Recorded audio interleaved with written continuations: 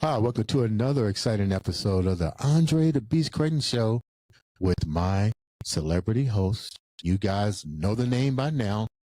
The Jessica James talk herself. Jessica James in the house. What's up, Jess? Hey, I am so happy to be here back. You know what? This is the third time, Drew, that I come and Andre to Indianapolis this year. I've never thought that would be possible, but it was part of my vision, you know? Two things. That I would travel more this year and that I would have my own show. And here I am. And look at that, man. It's happening. I love that. So, Jessica, you're here to wrap up season 2, and you got bigger dreams for season 3. What's season 3 going to be like for you? Oh, we're just starting to unveil all of that. And you were part of that brainstorming a little bit. I'm just so excited because the creativity now at this point is just so coming, and it's just so all over that I am more excited than ever before. But we're gonna go. I'm not gonna give you too much right now because then it's not gonna be the huge thing I want it to be. So I don't even know what it's going to be. No, you will, but not broadcasting yet. But we will. Okay. So what's been so exciting about closing out season 2 for you? I think it's the combination of people that I've met, the amount of learning every time on how to ask better questions, because it's all about the quality of the questions, right? And the amount of connection that I have and the support. Here in Indianapolis, for example, it's a burst of entrepreneurship and artists and people supporting each other. I was like, this is incredible. Yeah. So, and every time I come back, I meet some of them. We're like supporting each other no matter where we are in the world. So the energy is just like amazing. Hot. I love it. Then you met somebody yesterday that was part of the mob. Yeah. Witness protection program. Oh, you're talking about Chris? Yeah. Chris oh my Williams. gosh. I took a break. I went because we're in a hotel, the Sheraton, and I went to the bar to get something to eat. And all of a sudden I started talking to this person. I said, you need to meet Andre. We came in the studio and now this whole thing is starting with him and 2 other policemen, all from Canada. And they're like deep into criminal, like serious stuff. And now they're doing their own show. Like in less than 24 hours, they're making it happen. Yeah, you're just a wave of Florida energy here. Now let's get down with today's show. You did say something about every time you come here, you meet exciting guests, extraordinary people, and I'm not gonna let you down. I'm gonna do it again. Yep. Because this guy is definitely Mr. Comedy himself. He was just here at the at Helium, making people laugh. And without further ado, let's welcome him to the Andre The Beast Crayton Show, the one, the only, Drew Davis. What's up, Drew? Hey, what's up, Andre and Jessica? Thank you guys so much for having me. I'm very excited to be on your all show. I'm a little intimidated. In addition to Jessica's star power, Andre the Beast. That's such a tough, manly, conquered type name. I'm just Drew. I'm just here. I'm happy to be here. I'm glad you decided to show up. You know what? Let's get right down before we get into your comedy and tell the viewers a little bit about Drew. Who is Drew? All right. Well, Drew's just a guy. Drew's a guy that does stand-up comedy, I have a podcast, and I started a group that produces clean comedy shows based out in Nashville, but we're kind of nationwide now, in a network of a lot of comedians. But, before I was a comedian, I was a youth pastor for 15 years. That was a big part of my life. Now, I just really like, making people laugh and entertaining. When I'm not doing comedy, I'm remarkably average. I love movies or playing video games or just hanging out. I'm a big fan of eating. I love hanging out with friends and eating places. That's like the more I talk about me, the more you're like, let's go back to the comedy. Like, so Drew, what you're in Nashville? Is that where you was born and raised in Nashville? Yeah, so I grew up in a suburb around Nashville called Brentwood, Tennessee. And then more of my adult life, it's been more of the Nashville or around the areas of Nashville. And I've moved around a little bit, but I always kind of seem to come back to Nashville. So like I went to East Tennessee for college, went to West Tennessee for a few years to work, even spent some time in Kentucky for a little bit. But all roads for me seem to lead back to Nashville, which I'm kind of okay with. It feels like home, Yeah. And when you think about Nashville, you think about the Grand Ole Opry. The first thing you think about is Dolly Parton and Dollywood. And Yeah, Me myself, I like Chattanooga. You know, I like going up Lookout Mountain. You I know, love Chattanooga. and yeah, really Ruby Falls. Just really, uh, Tennessee is an adventurous town. But let's talk about. We know they're known for music. Nashville, yeah. What about comedy? How has the comedy scene been there for you? And has it been a difficult struggle for you because it's so empowered with the sound of music there that it seemed like that you never hear anything about the entertainment side like what you're dealing with? Has that been a struggle for you since you've been there? Yeah, so especially when I first started, comedy was definitely not something you heard about a lot in Nashville. So I've been doing it about somewhere between 12 and 14 years. And when I first started, it was definitely like very indie scenes. We have one big comedy club, Zany's Comedy Club, which is the biggest in the South. And so people, if you performed at Zany's, they might know you. But the whole rest of the comedy world kind of in Nashville was a little bit unknown. But in the past 5 to 10 years, we've actually had several bigger names move to Nashville and kind of, still tour and do their thing, but kind of be based out of Nashville and put on more shows through Zanies or through the Grand Ole Opry. And so that's kind of really helped comedy get a better reputation in Nashville. I wouldn't say we're like, still when people think of Nashville, they still think of Music City. But, Nate Bargatze's blown up huge in the past few years.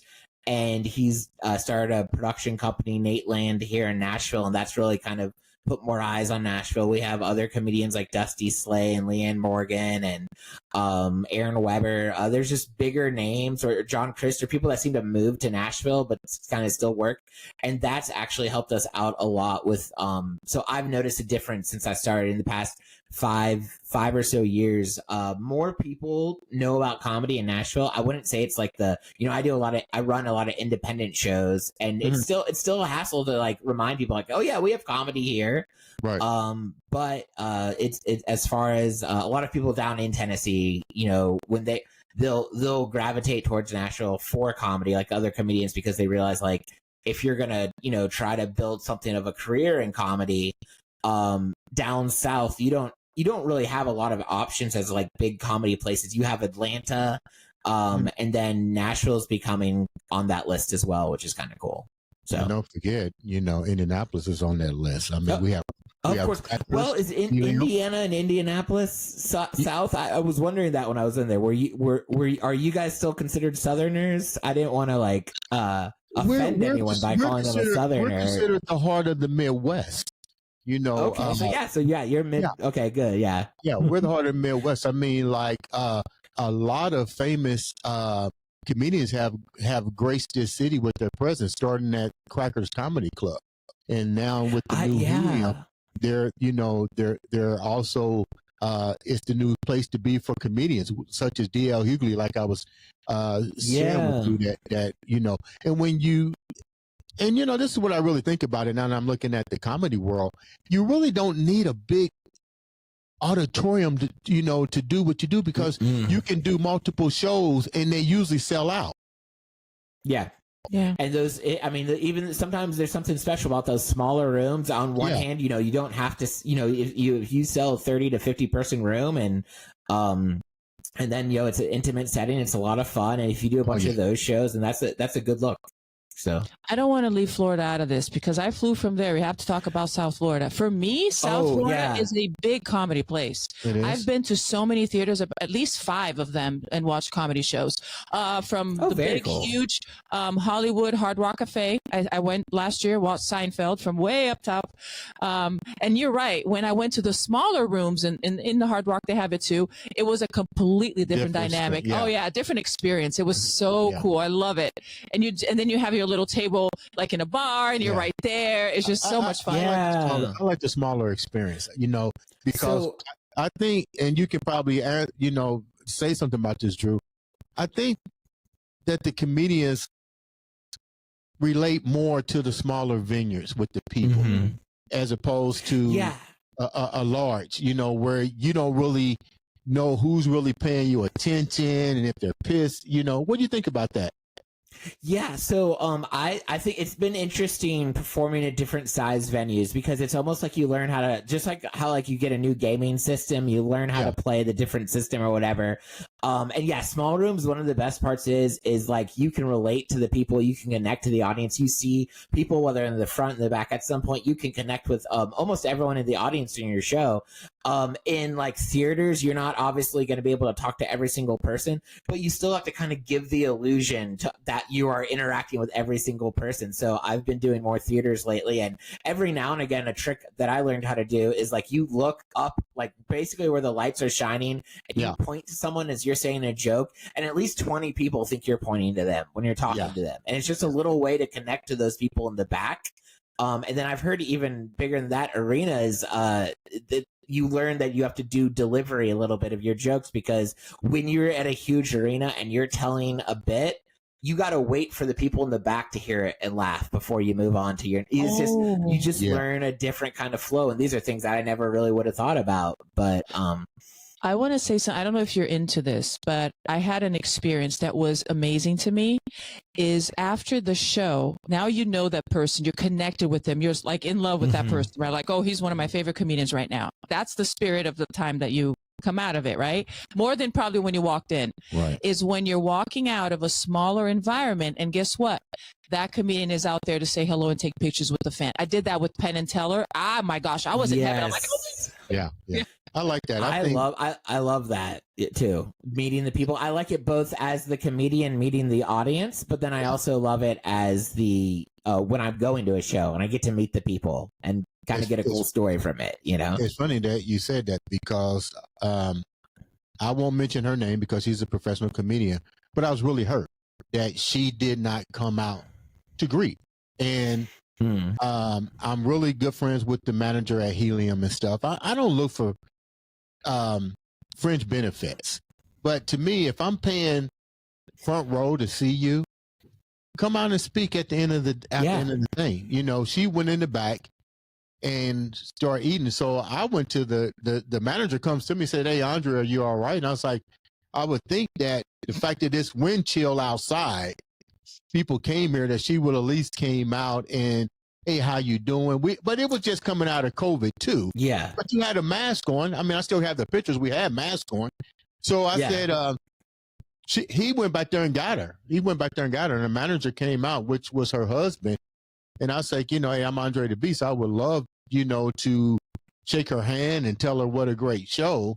She comes out and stuff. But to me, it was a little unprofessional. And by you being who you are, well-known celebrity, you did movies, why wouldn't you want to come out for a few minutes and do what you said, Jessica? Just greet the people, because and it's cold outside. It becomes memorable. It becomes memorable. And then you're stepping up another level. Right. And see, that's something I wouldn't want my fans to even think about. That was the experience that they had after paying a hefty fee to come and see my show. Yeah. But with that said, were you always funny growing up?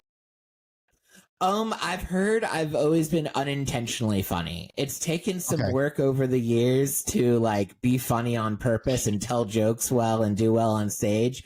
But I've heard whenever I've always been kind of a goof. I've always been like, I enjoy things. I'm light humored. I'll crack jokes about stuff like that. So before I did comedy, I started preaching when I was 16 years old.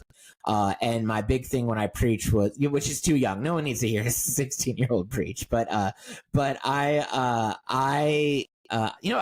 disagree with that. Actually, plenty of 16-year-olds probably have good things they could say. But yeah, so I used to find ways to incorporate humor in my sermons because I found like that was a great way to relate to people and connect with them. So I've always told jokes. So yeah. How much of your, this is a two-part question here.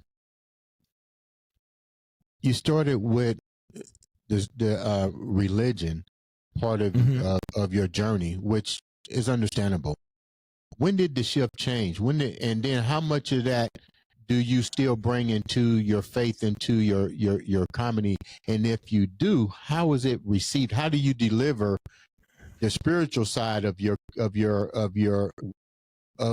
what you've grown up to be accustomed to into that audience? Yeah, that's a great question. That's a great several questions. So, I started the reason I got into comedy, and it was probably when I was 23 or 24, was I just kind of looked around at my life. I was a youth pastor. I was living in Kentucky. I was in like a Christian bubble, and I really felt like, oh, I need to meet other people. I need to meet people outside of just everyone I met was like, everyone I knew was like older or younger versions of myself. So I was really like motivated to like, let me, get out there a little bit. And I tried open mic comedy for the first time. It put me in a world that was completely different than I was used to. And I absolutely loved it. I loved connecting with the people. I loved the whole experience of doing stand up and meeting the people. And then that went from just being like a creative thing to like a side hustle. I was still doing ministry but occasionally getting paid to tell jokes. And then right about the time COVID was lightening up, about 2021, 2022, right, was when I really felt like my time in ministry was done, and I really wanted to pursue comedy and entertainment full time. So that was when I finally gave myself permission to do that. And it felt like the right time. And then, as far as my act goes, I do have a lot of jokes about being a former youth pastor. I do have a lot of jokes about like Christian culture, but it's very important to me that anyone who comes to my shows, like whether they're Christians or not, like likes what I do. I'm there to entertain. I'm there to have fun. Right. I'm not there to preach. And so often my biggest thing is I never want anyone at my shows to feel less than or devalued or anything like that. So like a lot of my humor, you don't have to be a Christian to laugh, or you won't hear a lot about like preaching or anything like that. Sometimes I make fun of the church culture. Sometimes I tell jokes from the perspective of someone in the church culture. So I've learned how to do it in a way that I feel like people, whether they go to church or not, will appreciate. But what ends up happening, this is where the faith kind of comes in, is after shows, oftentimes when people come, exactly what we were talking about, when you're talking and meeting your people after the shows, right, people feel very comfortable coming up, and maybe they've had a similar church experience where they want to talk about it with me. Maybe they're very anti-church, but like they want to talk about that a little bit, or right, anti-God a little. So those kind of conversations sometimes happen after the shows. And thankfully, like I have the training to go with that conversation wherever it goes with people. But you were talking about that headliner who didn't, who didn't really stay after the show, and maybe, who knows, maybe she had good reasons. But I've been fortunate to be touring a little bit with a headliner who, it's been one of my favorite things I've learned from her is how she will stay after the show and talk to people as long as it takes. Like she has, she has, pretty good following, but not a ton. But like when I performed with her in Lexington, which is where she's from, like everyone on earth there came, and we spent so long after the show because she was interacting with each person individually. And that to me was really impactful, because that's where you have those kind of conversations. That's when, and so that's occasionally there's been times where actually, I remember, in Cincinnati, after a show, this mother and her like adult daughter came by, and they're like, you mentioned being a pastor and your jokes, or being a former pastor. Could you pray with us? She's about to have like a big procedure. So like, right, I was like, all right, sure. Yeah. And so that was kind of a cool little thing I got to do, just to pray with this people. So right. Yeah. So it was a special moment.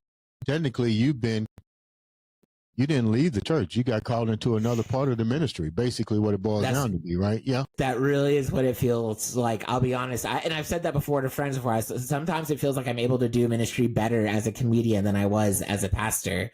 And I feel like a lot of times, for Christian wise, I'm like what I call like a second impression Christian. A lot of people I meet in comedy have a lot of problems with Christianity, have a lot of problems with the Christians they've met, have a lot of problems with what they've seen like on the news and stuff like that from Christians right now. And I'm able just to be like, yeah, that's not me. Like I'm just able to be something a little bit different, What do people expect you to be? You brought that up, like, because you are, was a youth pastor. Well, still is. I'm not going to say was. You still minister, but you minister a different way. How do people really come at you without being offensive, but still being able to respect you as a human being, despite your religious preference? Right. So I've learned as I've been touring and performing and traveling, and of course I talk about like a lot of my jokes start with me like, "Hey, I'm a Christian. Here's some opinions I have about like this like kind of stuff." Right. And what I've learned is as soon as you drop the phrase like "I'm a Christian," people will see that and either they will push away from you because they think Right. it's a certain what it is, or they see that and they assume, oh, I'm just like that person. So, Right. so you know, I'm kind of what's considered a progressive liberal Christian. So there's a lot of things that really, really conservative Christians believe that I don't. So what happens is sometimes people will come up to me and assume like, oh, you're this label and I don't like that about you. And then they get to know me and they're like, oh no, that's not the case. The opposite is true sometimes. I'll be, especially, you know, being down here in the South, after shows, people will come up to me. And I do a very good job of not getting divisive or not being like, oh, I disagree with everything about you. I mean, they're over here wanting a picture. They're over here wanting to buy merch. They're over here just wanting to, something I did on my show was meaningful for them. So that's not the time to be like, also, I think you're wrong about this. But they'll like, we'll have great conversations and stuff like that. And they'll walk away probably feeling like, wow, we are really connected. And I'm thinking to myself, I disagree with so much that person probably says, you know. Like what is the difference between the terminology that you just use as to what you are? Is that what we consider like new school way of thinking? More information was given to you, and that the other way of the faith-based people, like you said, are they still stuck in not being able to understand the new information to evolve? Yeah, that's a great question. I don't know if I'll give the best answer because I don't want to be disrespectful to people and their beliefs and stuff like that. It comes down to your interpretation of the Bible as a Christian. It comes down to what you think it says, what you think it doesn't say, your understanding of the character of God based off of your convictions and how you're raised and what significant people in your life have taught you. And so for me, based off of what I've learned, I mean, I have 2 degrees in ministry and Bible. I have a master's in it based off of my experience and significant people in my life and how I've grown up. I subscribe to more what's called liberation theology, which really focuses on like the freedom we find in Jesus and how that frees us to be the best version of ourselves and stuff like that. I would critique other people that are maybe more conservative, more like, you know, I'm going to sound like a jerk, but like more closed-minded with their Christianity. Like they focus more on the guilt and the shame and you need to be this way. Otherwise you're, you know, and these kinds of people belong and these kinds of people don't. The negative. And that's very different than, the negative judgmental stuff. And we see that, you know, we see that in the world, especially when you look at people like the Christian faith. And, you know, I'm not here to preach for or against them, but that's not me. That's not what I believe. And I've found, especially in comedy, you guys know, in entertainment, you interact with a lot of people that have been going through a lot of stuff, a lot of people that are broken or hurt or dealing with stuff. And so much of it, at least the ones I talk to, and probably because they hear my act and they feel comfortable talking to me about it, it comes back to something happening around faith or growing up or people in church that have said or done something to them. And I like to be like a different, you know, I'm not going to preach to them, but also like I'm going to show them that like not everyone in that group is like that, you know. Provide another experience without you telling them. You're just giving them that experience without you saying it. I have a question for you. Are your shows the topics? How do you choose the topics? Is it mainly based on this experience, which is vast for you? Yeah. No. So when I choose, I do a lot of jokes about myself and my own experience. So yeah, part of it is going to come, you know, youth ministry and being a Christian will come up. And, but I also I have a lot of strong opinions about food. Food comes up a lot in my shows. I'm a geek. Food. Yeah, I do. Yeah. I have to stop myself sometimes when I'm putting together a set. I was like, we don't need to talk about this much food for this long of time, you know? I'm kind of a geek too. I have jokes about, I was a lead guitar player in a Christian punk rock band in high school. So that lends itself to jokes. I run a Fast and Furious themed movie rewatch podcast, so absolutely we talk about Fast and Furious at some point. I feel like it would be a sin if I didn't, you know? I feel like Vin Diesel himself would come and beat me up if I didn't. I do a lot of self-deprecating stuff. When I first started comedy, one of the best ways comedy helped me was, you know, I've had to deal with a lot of self-esteem issues and a lot of stuff like that growing up. And so one of the formats I used to do to write jokes and make material was I'd pick one thing that I was self-conscious about, whether it was like my high voice or being hairy or like overweight or I was born without a sense of smell. That was actually the first thing that I ever wrote a joke about or a routine about. So I'd pick one thing and I'd make a material about it.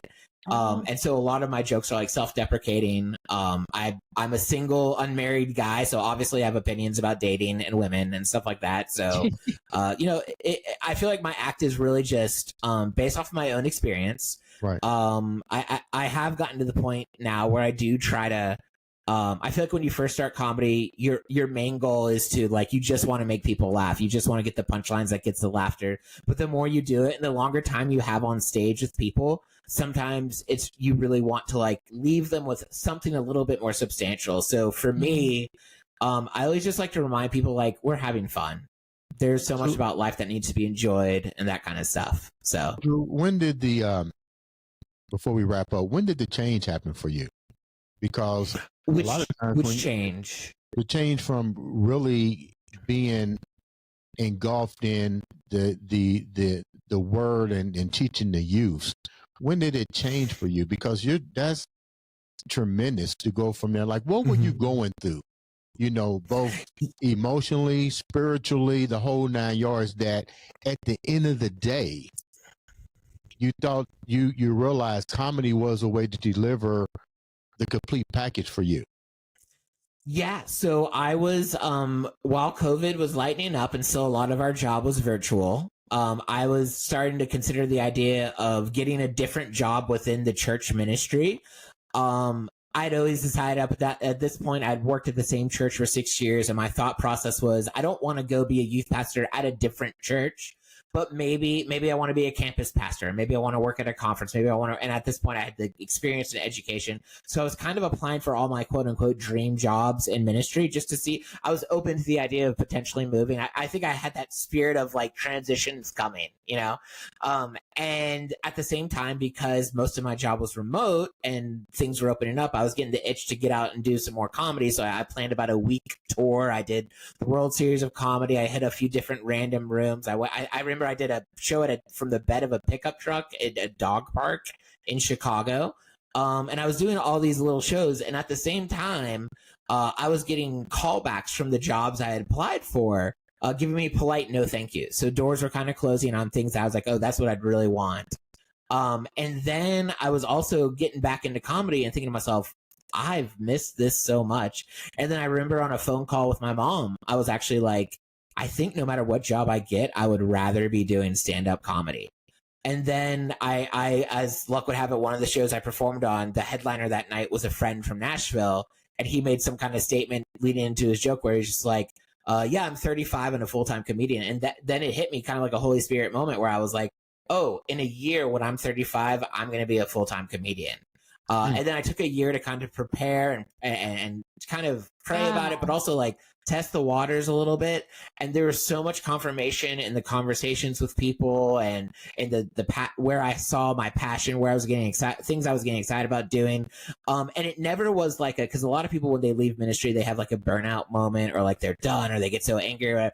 I loved my job and I was happy for it, but it did feel like the end of a good TV show where like it ends just right. You're like, okay, it's time for us to, like, it felt like I was just in a different season of life, and it took me a while, but like I finally gave myself permission to be like, and that's okay. You know, you don't have to be doing the same thing with your life forever, you know? I'm glad that you heard that and you paid attention to it. You know, sometimes we ignore it. I ignored it for so long. You know what I'm saying? So this is beautiful. Ignored it for so long. Oh, because of beliefs that you have, that you grow up with. You know, you think that you have to do it this certain way because that's what's the expectation. That's what you were thought to do. You need to be grateful, and you keep pushing it until your soul comes to a point where like something has got to give. How hard was it for you then? Horrible? No, how hard was it for you hard. to change that way of thinking? Well, I wasn't sure how to do it. So it started with me begging God to help me find a way. That was the first step. Because I was like in a point that I couldn't do it anymore, and I didn't know how and what I would do. So I begged for help, and he started showing me the way, and everything started changing my life. Yeah. Drew, I'm going to ask this question to you real quick before you say something. What was the scariest moment for you to go out on your own? Because me personally, I don't think I can get in front of people and tell a joke. I think I'm funny, but I do that funny behind the scenes. You know what I'm saying? Like, what did you go like? How difficult was it for you to really tackle this new venture for you? You know, you're funny when you're home. You're funny with your friends, but now you're getting ready to make this into 35 years old, and my job is a professional comedian now. Are you really funny? Yeah. How did it go about doing it, and what was the scariest moment for you? So yeah, I hear you completely, because it is definitely I also kind of on the side I consult comedians too, so talking to them about the difference between like it being a side hustle and a hobby versus it being a profession. There's 100% a shift that you have to go into. For me, it was kind of when I was first coming to the conclusion that this is what I was wanting to do. I was afraid for a lot. But I realized all the fears I had were not good enough to stop me from doing it. What biggest fear for me was like, what are people going to think? You know, second biggest fear was not so much the future, but the giving up what was in front of me, you know, telling the kids I was leaving this 15-year career that everything up until, you know, I wanted to be a youth pastor when I was in 8th grade. And so I was like kind of living this whole thing that I've been doing. I was like, oh, I'm moving away from that. But what also kind of started from the minute I started doing comedy was the desire in the back of my head. Like, I think I eventually want to do this full time. I love all this entertainment stuff, and I want to be part of it. So years of me kind of pushing that away is like, yeah, but I'm not actually going to do that ever. It's just going to be a side hustle. It's just going to be a hobby. And there was a point where I really had to, where I realized like, wow, this is the direction I want to go. And just like you were saying, there's a lot of fear of like, I don't want to look back and be like, I never did that, you know? And so to me, the scariest moment was right when I realized this is the direction my life's going. I think the scariest moment was when I drove back home after that tour, and with a handful of people told them, I think in a year I'm going to ditch my day job and become a comedian. And it's like, how do you even do that? You know, like, so like, what do you even, I wrote a plan, and I can't say it solved all the issues. Right. There's a lot I hadn't account for, but I feel like it helped. So for anyone who ever does it, I tell them like, you know what, give yourself some time, whether it's a year or 6 months or however much you need, and like start planning it out. And that will help you. There will be plenty you don't plan for that has to happen, but like at least, and then the second thing was I showed myself grace, especially for my first year of being a full-time comedian, because I remembered that like, oh, I'd been doing youth ministry for 15 plus years. Obviously I had a system down, but like my first year as a full-time youth pastor was not as solid as my 15th year. And so my first year as a full-time entertainer, I probably made a mistake every single day, you know, and I just had to tell myself, well, okay, don't do that. Got it. You know, so now that you're looking back on your life, before we wrap up, now that you're looking back on this journey, what has been some of the key mistakes that you made along that journey that you might have taken for granted at that particular point? I think the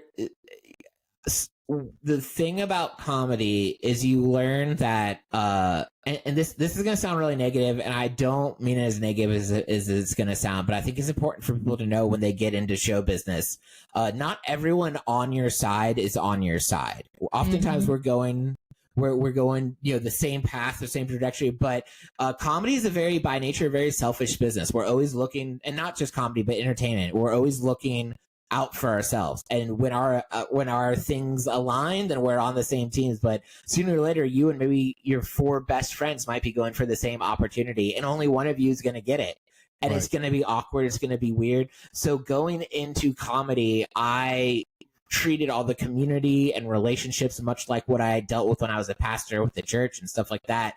And I think I've learned since then, and this sounds mean, but I promise it's healthier than it sounds. I've learned to be a little bit more colder. I like to say like my relationships were like 60% friends now, and I'm cool with that. Like you don't need to be best, share everything with everyone in your, yeah. And so, and having a life outside of comedy, having a life outside of entertainment is so important, because when things are tough, or when you have your seasons where maybe you don't have as many bookings, but you're working to get more bookings, and you have those months maybe that it's just going a little slower and it's not exactly as much fun, and maybe you're worried about like, oh my gosh, is my career over or whatever. It's really important to have a social life outside of that. It's really important to have your family outside of that, or whatever that thing is for you that like isn't your job. And we get that for any other job usually, because otherwise you're being called a workaholic. But suddenly when entertainment comes in, there's something we tell ourselves, and it's true a little bit, but you just got to be careful with it. That, your job as an entertainer has to come first, because otherwise someone who wants it more is going to get the opportunity that you're trying to get. So you always have to stop at nothing. And that was how I went into comedy when it became a full-time thing, is like, this is my first priority. It's going to trump everything I do all the time, because I'm trying to build a career. And I think that was very mentally not healthy. So I think now I have a much more, calmer view of the, more real view of the people I interact with, but it's also a more real view of like how I can work and be productive, but also not be obsessive about it. I love that. You got any questions before we wrap up? That's a beautiful balance. I love that. I did have a question, and it's basically something that always comes up, and this is how I choose my comedy. And this is a personal preference. I'm not saying about anybody here, but everybody has a personal preference. Every time I go to a comedy show, stand-up comedy or whatever it is, I always choose clean. I don't need to have all of that stuff. So what do you have a take that you would like to share with us on that, as far as, because there's a lot of both sides out there? Yeah. So, I'll tell you my personal preference, because I do get that. I get and I love that, because as someone who produces clean comedy shows, we love people that want to come to clean shows. I love that. I don't work exclusively clean though. Did I lose you guys there? Oh, you're still there. Okay, cool. I produce clean shows and I create clean shows, but I also work anywhere, whether it's clean or not. For me, the biggest thing is non-offensive comedy. I think one of my friends, he's another comedian, he calls it kind comedy. I know I work like this for my shows, where like when I perform, like I never want anyone in the audience to feel less than because of a joke I said. I never want them to leave feeling like they're less of a person in any kind of way. They're devalued because of the joke. Now, if they misinterpret a joke and they get offended, maybe that's not on me. But like when you write jokes, when you think about what's the funny part of this actual joke, I never want the answer to that to be because this kind of person is less than other kinds of people. So when I look for comedy, when I listen to comedy, I'll laugh at crass stuff. I'll laugh at cussing. I'll laugh at clean comedy. I'll laugh at dark jokes. I kind of find all in their own ways they're funny. It kind of depends on the mood I'm in, honestly. But what really bothers me is when the premise of the joke is that person or those people are less than. That kind of grates on me a little bit because of my own personal convictions. Like we're living in a world right now where that message in a not funny way is being shared everywhere. And so as comedians in our entertainment, in our art, we could be better than that. So that I guess that's my answer to that one. So Drew, how can the viewers reach out to you? What you got going on right now? And then how can the viewers reach out and support you? Yeah, so I'm in October, which is this show coming out? Is our episode here coming out relatively soon, or ASAP? Oh wow, it's coming out like soon. Okay, got it. So I'm really excited about October because I'm headlining a couple venues that I'm real excited about. It's Sullivan, Indiana. There's a theater there, and I don't know how close that is to your listeners, but you being in Indianapolis, I feel like maybe someone's around there. Yeah. And I'm doing a big show there on October 18th, and it's gonna be great. And then people closer to me, I got a big show in Clarksville at Joker's Comedy House, in Clarksville, Tennessee, on October 24th. And those are like the ones that I'm geared, I'm a newer headliner, right? So right. I have the act, but what I don't have yet is the following. So that's why any chance I get, I tell people, hey, come to this show, because I need to get butts and seats. My website is drewdaviscomedy.com. and all of my social media, Instagram, Facebook, TikTok, YouTube. It's at Drew Davis Comedy. I have a podcast called The Quarter Mile Podcast where we review action movies every week. And that's the way people can find me, is just type in Drew Davis Comedy and I'll pop up. And yeah, I'd love to see people at shows. And I'd love to meet you after the show and hang out. And I'm so grateful to be on this podcast with you guys. Thank you so much for reaching out and letting me come chat and hang. Yeah, I like it. Thank you so much for taking the time out. Before we wrap up, I got to close out with the one, the only podcast that's taking the world by storm, Jessica Javins Talk. What do you got to leave us with? Well, first of all, before and after, right? Us talking to Drew here, it's amazing to see the mindsets, the energy, and how his transition happened. It's such a beautiful flow, and it's an inspiration for everybody who wants to actually change careers. Yeah. And that's where I was stuck for a long time, older than you. I did that change in my 40s. So it took me all that time to kind of like get to the core of what resonated with me as an adult now, you know? So I am just very happy to be here and to meet amazing people who are creating a life that they love, because my podcast is about that, about loving your life and taking the step actions to get there. And for that, you need clarity. You need to be in tune with who you are. You need to be authentic. So we talk about all of that in the podcast, because those are essential human things that we need. And we need that support system. Like Drew said, we need to have, other than work, you need to have these other things. As humans, we need that combination. And that's what brings the balance and the strength that we need to really enjoy each day at a time. Wow. Thank you so much. How can the viewers follow you on your podcast? I'm Jessica Javins Talk. I'm on YouTube, Apple Podcasts, Spotify. My website is jessicajavins.com, and Jessica Javins Talk. You can find me on all social media platforms. Before I ask both of you guys this question, and it relates back to what you said, Drew, about the importance now of creating followers and creating that social media community. How important, how difficult, I ask both of you guys, because this will be the last question. How difficult was it for you guys to actually build your brand? How much of influence is the social media to making sure that your brand elevates? Because it's not an easy thing to navigate in today's society with that social media and all kind of new things popping up. Let's start with you, Drew, and then we'll go with Jessica with that question. Yeah, absolutely. So it is incredibly important. Usually at some point at the ends of my shows, I'll remind audiences to follow myself or the other comedians or whatever. And what I tell them is absolutely true, is back in the day, you know, comedy clubs and places that we want to work at and get work from, you know, the biggest question they're asking would be, is this person funny? Right. Which is a good question for a comedy club to ask.